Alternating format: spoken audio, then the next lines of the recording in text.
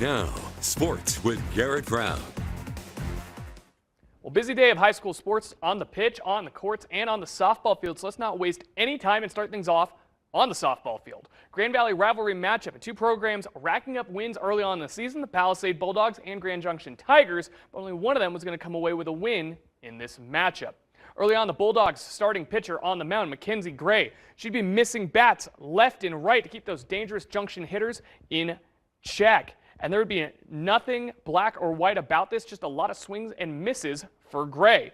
But then the Tigers break through with a pair of runners on. Alyssa Lorymore sends that pitch from Gray right back where it came from, and that gave Alexis Walpole time to come around and score on the play to get a Tiger run on the board. Lorymore makes it around to second with some heads-up base running. Tigers weren't done there. Big inning, bases loaded. Jackson Clark, she's going to cash in with a ground ball and hustle to make it into first before the throw comes in. Another Tiger comes in to score.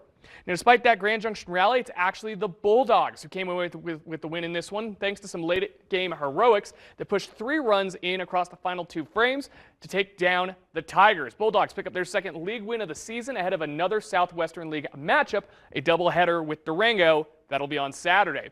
And in Montrose, the Redhawks once again hang a crooked number on the scoreboard, putting up 15 runs to run rule the Basalt Longhorns. And they did it in about as dramatic fashion as you can for a run rule game, walking them off in the 6th, which was a big inning for Montrose where they put up 7 runs. Montrose will return to action next week to take on Palisade. The Bulldogs volleyball team, they also came away with a win today, taking down the Fruita Monument Wildcats, sweeping after 3 close sets to improve to 4-0 in Southwestern League play.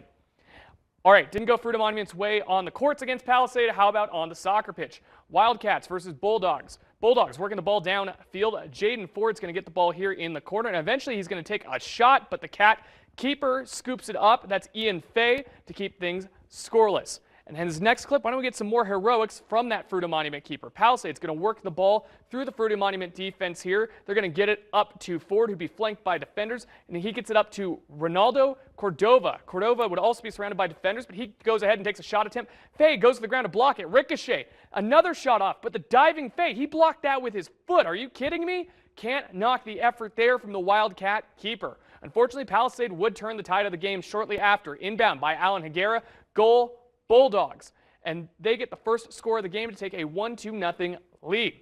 Bulldogs add 2 more off the leg of Jaden Ford before it was all said and done. And what a great day it is to be a Bulldog. Palisade takes down Fruita Monument 3-0 on the soccer pitch to pair with their victories on the volleyball court and the softball field. Palisade Soccer picks up their first win of the season. Fruita Monument is shut out for the first time this year, and they're going to continue to search for their first win against Central next week.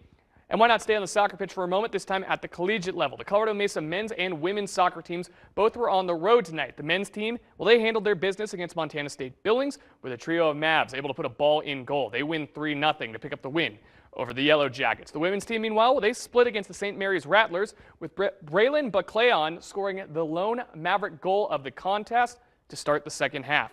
The women's team will look to get it all the way to a win, taking on St. Edwards down in Austin, Texas, Saturday. The men's team, well, they're going to continue their play down in Durango. They're going to be taking on Simon Fraser. But for now, they'll do it for your look at sports. We'll be right back.